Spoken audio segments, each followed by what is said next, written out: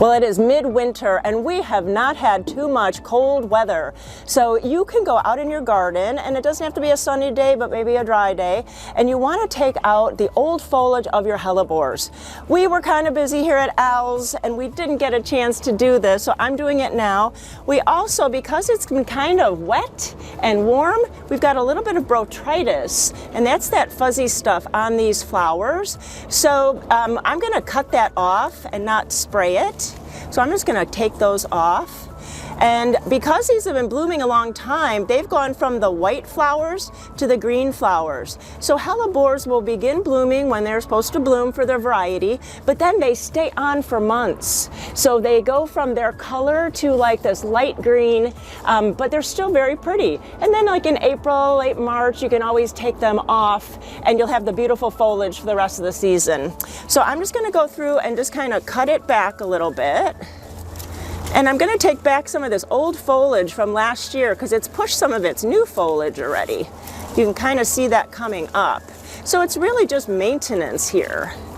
And also, if you do have like slugs in your garden, you do want to use some sluggo or some kind of slug bait, because the slugs do not eat the foliage, but they love the flowers. And they might even eat them when they're in the bud form. So kind of go out and look at your plants and see if you need to put down some slug bait.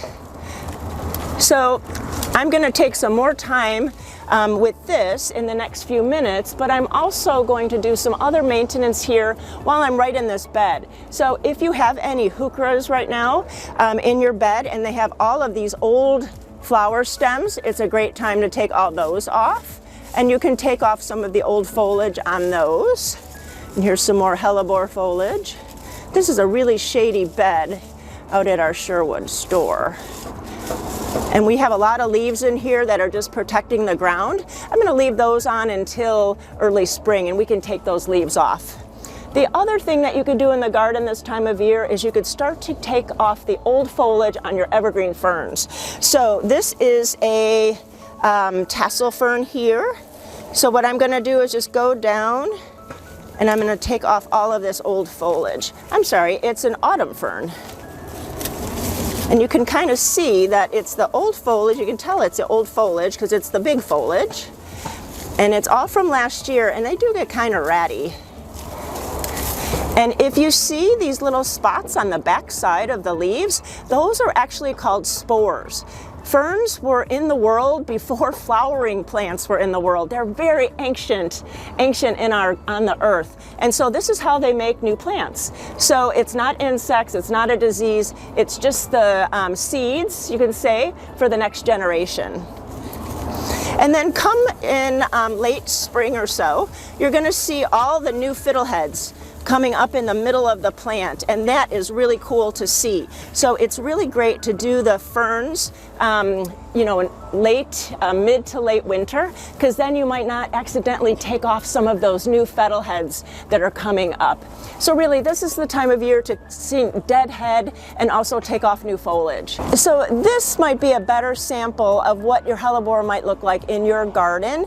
This one hasn't really kind of pushed out yet, so the flower buds are just coming out. This is last year's foliage, so I'm just going to take all of that old foliage off, but I can see some new stuff in there, so I'm going to leave some of it. But you can see this is some of the new leaves going on.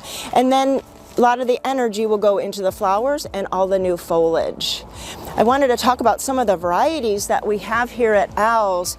You know, the breeders are really making more beautiful foliage. Isn't that gorgeous? From just a straight green, you have red stems, and then it has these red flares here, and then the white veins. And this one is called Anna's Red. It's a frost kiss hellebore, and then it has that deep, deep pink flower.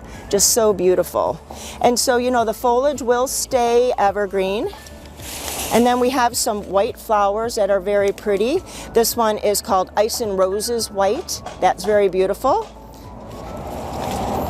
And then here's another one. So you see the foliage hasn't come up yet. Usually the flowers come up, and then in probably another few weeks you're going to see more and more of the foliage come up. And this is another Ice and Roses, but it's called Red. It's very deep pink with these little freckles on it.